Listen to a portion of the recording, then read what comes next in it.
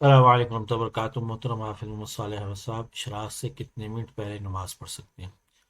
دیکھیں، فجر کی نماز جو ہے وقت پر پڑھنی چاہیے، کیونکہ اللہ تعالیٰ نے سورۃ النساء کی آیت نمبر 103 میں فرمایا ان الصلاۃ کانت علی المؤمنین کتابا موقوتا،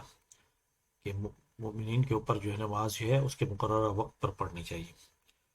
تو نماز کی جو ہے وہ اوقات ہیں، اور یہی یاد رکھیں کہ انہیں انہی اوقات پر پڑھنا چاہیے، اور اگر ہم اس میں سستی کرتے ہیں، کاہلی کرتے ہیں بغیر کسی عذر کے، تو یہ جو ہے کبائر گناہ میں سے، جیسا کہ سورۃ المعون کی آیت نمبر 4-5 میں ہے فویل للمصلین الذین هم عن صلاتهم ساہون، کہ ان نمازیوں کے لیے ہلاکت ہے، بربادی ہے، جو اپنی نماز میں جو ہے وہ سستی کرتے ہیں، کاہلی کرتے ہیں۔ سیدنا عبداللہ بن عباس رضی اللہ عنہما جو ہے اس آیت کی تفسیر میں فرماتے ہیں الذین یؤخرونها عن اوقاتها، جو نماز کو اس کے اوقات سے لیٹ کر کے پڑھتے ہیں، تو یہ ان کے بارے میں جو ہے یہ آیات نازل ہوئی ہیں، یہ وعید نازل ہوئی ہے۔ اب فجر کی نماز کا کیا وقت ہے؟ یہ صحیح مسلم میں 612 جو ہے وقت صلاۃ الصبح من طلوع الفجر ما لم تطلع الشمس، کہ فجر کی نماز کا وقت جو ہے طلوع فجر سے سٹارٹ ہو جاتا ہے اور سورج جب تک طلوع نہ ہو۔ تو اب اگر کسی کو کوئی مجبوری ہے یا کسی وجہ سے اس کی آنکھ نہیں کھلی اور لیٹ کھلی ہے، اور سورج نکلنے میں جو ہے وقت رہتا ہے، اور وہ سمجھتا ہے کہ میں یہ نماز پڑھ لوں گا،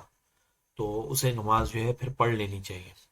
چاہے 4 منٹ 5 منٹ رہ گئے ہیں، مختصر کر کے جو ہے وہ پڑھ لے، تو اس کی نماز جو ہے وہ ہو جاتی ہے، لیکن اسے عادت نہیں بنانی چاہیے۔ اور آدمی کو ہمیشہ چاہیے کہ وہ مسجد میں جا کر نماز پڑھیں، کیونکہ نبی صلی اللہ علیہ وسلم نے ایک نابینے کے لیے بھی رخصت نہیں دی تھی، اور انہیں بھی حکم دیا تھا کہ جو ہے مسجد جا کر جو ہے وہ نماز پڑھیں۔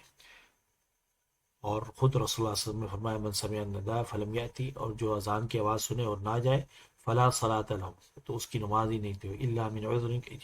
الا یہ کہ کوئی عذر ہو تو تب، اگر کوئی عذر نہیں ہے تو پھر گھر میں نماز نہیں ہوتی، یہ مردوں کے لیے اتنا سخت حکم ہے۔ تو اس لیے اگر کبھی آنکھ دیر سے کھلی ہے پھر تو کوئی بات نہیں ہے کہ آپ اٹھتے ہی جو ہے فوراً نماز پڑھ لیں، اور آپ کو لگے کہ ابھی جو ہے